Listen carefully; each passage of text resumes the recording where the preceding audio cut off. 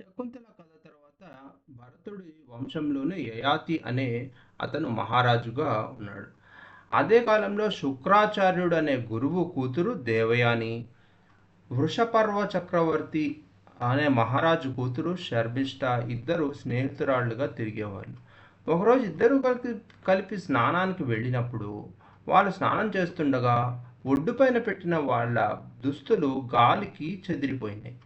గాలికి ఎగిరిపోతున్నాయనుకున్న వారి దుస్తుల్ని త్వరగా వేసుకునే ప్రయత్నంలో శర్మిష్ఠాదేవి దేవయాని బట్టలు వేసేసుకుంది.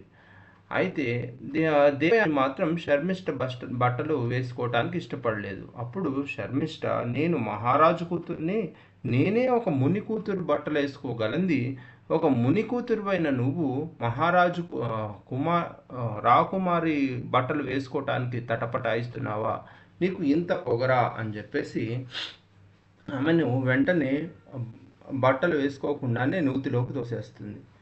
అక్కడి నుంచి వెళ్ళిపోతుంది. అక్కడి నుంచి ఎలా బయటపడాలా అని ఆలోచిస్తున్న దేవయాన్ని అటుగా వెళ్తున్న యయాతి మహారాజు గమనించి తన ఒంటిపై ఉన్న వస్త్రాన్ని దేవయానికి అందించి ఆమెను పైకి తీసుకొస్తాడు. దాంతో వారిద్దరి మధ్య ప్రేమ పుడుతుంది. దేవయాని పైకైతే వస్తుంది, కానీ శర్మిష్ఠ దేవి పైన మాత్రం కక్ష, కోపం చల్లారదు. ఏం చేయాలని ఆలోచించి తన తండ్రి అయినటువంటి శుక్రాచార్యుడిగా నన్ను ఇలా అవమానించిన ఆ శర్మిష్ఠాదేవిని నన్ను దాసిగా చెయ్యి, అప్పటిదాకా నా ప్రతీకారం చల్లారదు అని తండ్రికి చెప్తే, తండ్రి వెళ్ళి మహారాజుతోటి ఇలా మా కూతుర్ని అవమానించింది మీ రాకుమారి, కాబట్టి ఆవిడ వచ్చి మా కూతురికి దాసిగా ఉంటేనే కానీ నేను ఇక్కడ పని చేయను అంటాడు. అప్పట్లో రాజపురోహితులకి అంత ధైర్యము, అంత విలువ ఉండేది.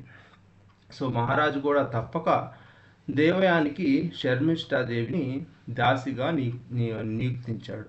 సో తర్వాత ఏం జరిగిందో నెక్స్ట్ ఎపిసోడ్లో చూద్దాం. సో ఎప్పుడూ కూడా అంతా మనదే పై చెయ్యి అనుకోకూడదు. కర్మ కమ్స్ బ్యాక్. నువ్వు ఇవాళ ఏం మంచి చేస్తావో అదే తిరిగి వస్తుంది, ఏ చెడు చేస్తావో అదే నీకు మళ్ళీ తిరిగి వస్తుంది.